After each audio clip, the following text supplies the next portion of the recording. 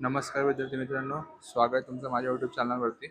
आज आपण इयत्ता तिसरी इंग्लिश मीडियम मराठी कविता आहे पाणी, चौथा धडा किंवा चौथी कविता बोलू शकतो। ऐका, म्हणा आणि वाचा। ऐका, म्हणा आणि वाचा। जरासे लागता ऊन, पाणी जात रुसून, जात उंच उंच, वाफेच्या विमाने बसून। आता आपल्याला पाणी कविता दिलेली आहे। जरासे लागता ऊन, पाणी जातं रुसून, म्हणजे जरासं पाण्याला ऊन लागलं की पाणी काय करतं, रुसून बसतं। जातं उंच उंच, वाफेच्या विमाने बसवणं, आणि पाण्याला ऊन लागल्यावर काय होतं की हा पाणी आहे, याला ऊन लागलं की पाण्याची काय होते, वाफ, आणि पाणी वाफेच्या विमानात बसून वर वर जात जातं। तिथे लागता हवागार, जातो राग निघुनी पार, पुन्हा येतं भेटायला बनवणे पावसाची धार। जी वाफ आहे ती वरती गेली की तिचं काय होतं, ढग तयार होतं। काय होतं, ढग तयार होतं। ढग तयार होतो, नंतर त्यांना थंड हवा लागते।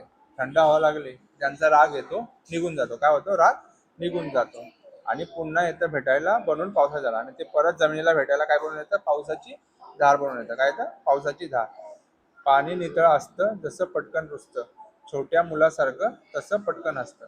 पाणी काय असतं, नितळ असतं जसं पटकन रुसतं, म्हणजे पाणी लगेच रुसतं, छोट्या मुलासारखं तसं पटकन असतं, आणि ते छोट्या मुलासारखं नंतर परत पटकन हसत असतं।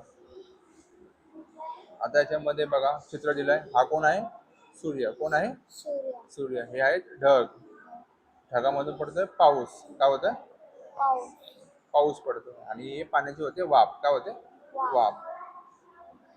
इथं होडी दिली आहे, होडी दिली आहे, हा डोंगर दिलाय, इथं मंदिर दिलाय, हा डोंगर आहे, मंदिर दिलाय, झाड दिले आहे, सुंदर चित्र दिलेलं आहे। याच्यामध्ये नवीन शब्द, जरासे म्हणजे थोडेसे, जरासे म्हणजे धार म्हणजे वरून पडणारा प्रवाह, रुसून म्हणजे रागवून।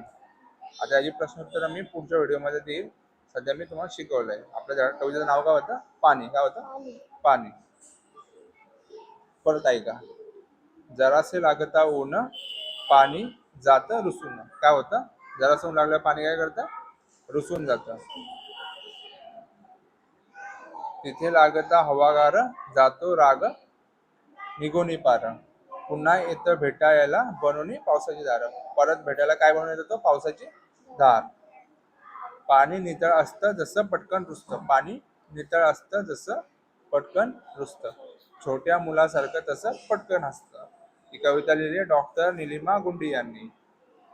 समजली कविता? चला, अशा प्रकारे तुम्हाला कविता समजली असल्यास आपल्या चॅनलला सबस्क्राईब करा, जास्तीत जास्त मुलांपर्यंत आपले व्हिडिओ पोहोचवा। धन्यवाद।